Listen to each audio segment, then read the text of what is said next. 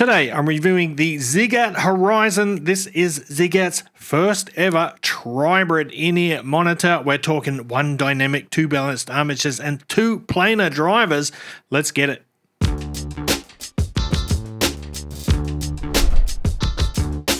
What's cracking, audio fans? It's David here from Prime Audio Reviews. And yeah, have a look at, that's the box, obviously. Let's have a look at the ZiiGaat Horizon. Look at these shells, just stunning. Very nice, very nice. These are coming in at a price of $329 US. And like I said, one dynamic, two balanced armatures, and two planar drivers. 5 drivers in total.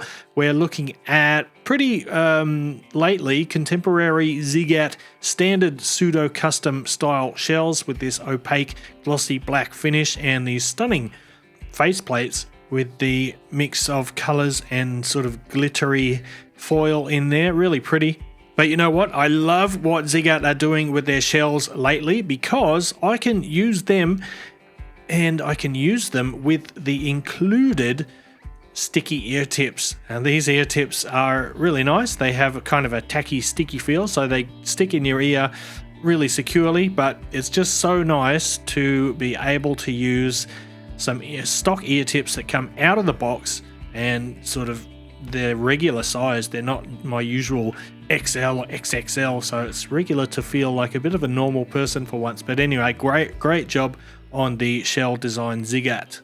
Let's have a quick look at the cable. It is what is now or currently ZiiGaat's standard cable. It's just basically this. It's a 4-core silver-plated copper with a shiny or glossy black sheath on it. This is a modular cable, so you can easily swap out the included 4.4 and 3.5 millimeter terminations. So it does get a bit tangly sometimes just because it's a little thin above the Y splitter, but overall, yeah, it's a pretty good cable. They've upgraded the carrying case as well. This is really nice.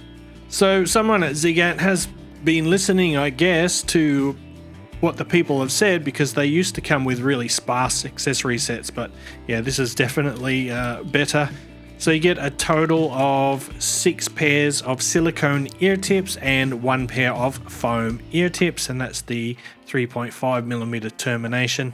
So yeah, good to see them upping the ante in terms of accessories. But let's get right into the sound. I'll start by saying this is an efficient IEM. It's easy to drive, so you don't need a powerful source. However, I think it is quite responsive to source quality, so while it doesn't require much in terms of raw output power, it does, benefit from using a better source. So I definitely recommend using a nice dongle DAC or a DAP or something on your desktop to complement these. But in terms of the sound signature, we have, I don't know what you would call it. It's fairly close, I guess, to the standard Harman 2019 target, with a little bit less bass and less upper mid-range, lower treble. It's got a really spacious presentation. It's got fantastic treble extension, and overall I would say it is, a fairly balanced sound, pretty close to neutral, but perhaps leaning slightly towards bright in the treble region. But let's talk about it, break it down. I'll start with the graph, and yeah, there you can see it. Now let's talk about the bass. So the bass extension on these is really good. The bass reaches really deep. It's got this great sense of authority, yet it never feels heavy and it doesn't ever feel bloated. So there's a real sense of control in the bass. I love those low sub-bass notes. It digs deep, delivers nice, clean, and a powerful rumble. So it's great for those big bass drops in music, and it's great for games and movies as well. Bass notes are well textured, and they've got a nice defined leading edge, giving kick drums and bass guitars a nice sort of grip and precision. Then in the mid-range, I would say the mid-range is fairly neutral, but it's very spacious. It's got just enough warmth in it to sound natural and inviting, but it's very articulate, and it is a finely detailed mid-range, so vocals and instruments have got plenty of room to breathe. Vocals sit forward in the mix though. They're clear and expressive, but they are not shouty. That's probably thanks to a tastefully controlled upper mid-range. Like I said, a little bit lower than the standard Harman sort of curve there. So it avoids any potential shoutiness in the upper mids or boxiness. Electric guitars have got a nice bite that cuts through the music, but they don't sound harsh. And overall, the mid-range is a really nice balance between clarity, neutrality, and musicality. It sort of gets all those points just right. Okay, now the treble. I'd say the treble is actually a real highlight on the Horizon here. It might be a little bit bright for some, but it's got fantastic extension up top, so that gives the soundstage and the overall presentation a sense of air and space. It feels really open and unconfined. The highs are crisp and they're finely detailed. Cymbals and hi-hats have got a nice delicate shimmer up there, and despite the excellent extension in that treble, I'd say it is still fairly smooth and composed. There's a bit of sparkle there, there's some brilliance there. I will say that the Horizon can be a little unforgiving on poorly recorded material. Like if a recording is inherently sibilant, these aren't going to do you any favors. Still, the precision and refinement in the treble, make a lively, spacious top end that sort of ties everything together really nicely.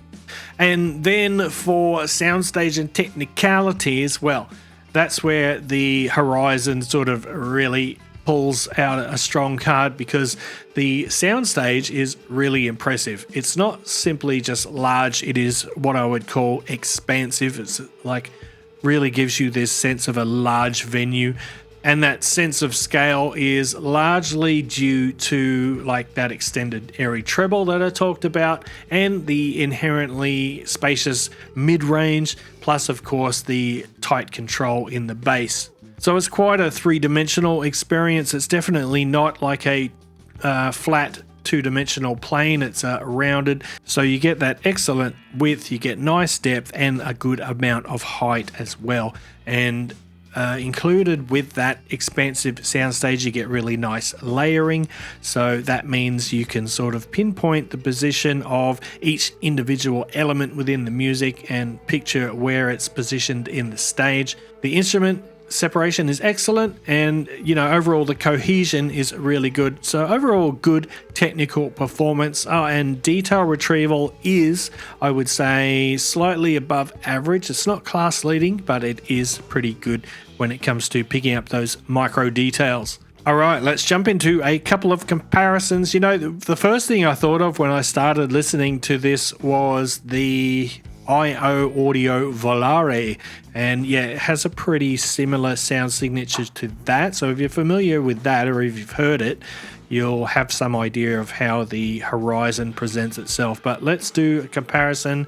We'll start with this one here, which is the ZiiGaat Crescent. So the Crescent is a bit cheaper. It's $279 compared to $329 for the Horizon. When it comes to sound signature, they're pretty close. I could basically sum it up by saying the Horizon feels like a slightly more mature version of the Crescent, or the Crescent is a slightly more fun version of the Horizon. And that comes down mainly to a little bit more body in the mid and upper bass and lower mid-range. So it's got a slightly fuller sound, a little bit more sort of rhythmic and musical, and I would say just slightly more V-shaped, whereas the Horizon has sort of a more balanced and linear presentation with a added treble extension. So they're both really good. I enjoy the Crescent a lot. I will have a review of this one coming soon as well. If I had to choose between these two, that would be pretty tough. I really, really like the sub-bass extension on the Horizon. It is unreal. But at the same time, I do like a bit of extra fullness in the mid-bass too. I guess it depends. If I really had to choose, it would come down to what I listen to most. Like the Horizon, I found really, really satisfying for gaming, because when you get those low notes, low explosions, or really deep rumbles, you're going to feel it more in the Horizon. But as a daily music driver, I might lean towards the Crescent just because it is not quite so bright in the upper treble. Anyway, both unreal, but yeah, obviously the Crescent significantly cheaper. Now let's pull out this one here, the Punch Audio Martilo, which is actually the same price. These are both $329, and the main difference between these two is the bass on the Martilo. So sub bass and mid bass are elevated quite a bit more, probably about 5 decibels more on the Martilo for the bass, and then they both have a reasonably neutral mid-range, and they both have got good treble extension, but due to the extra warmth and body from the Martilo's bass, the perceived treble is a little bit smoother or a little bit pulled back in the mix. For my ears, they are both very comfortable. I think the ZiiGaat just fits my ears a little bit better. It just feels a little bit smaller and fits more cozy in my ear. But anyway, getting to the point, both awesome IEMs, both very good performers at their respective price point, and I would say it's pretty easy to choose between these. If you like more bass, go for the Martilo. If you like a more expansive soundstage, go for the Horizon. Anyway, that is it for the ZiiGaat Horizon. Look, this is a great IEM, really nice. I especially love the bass presentation on this one. It's so satisfying. So if you're looking for something a little less V-shaped, something slightly more linear with fantastic treble extension, if you don't mind sort of leaning slightly bright in the highs, then I would highly recommend this one. Great job, ZiiGaat.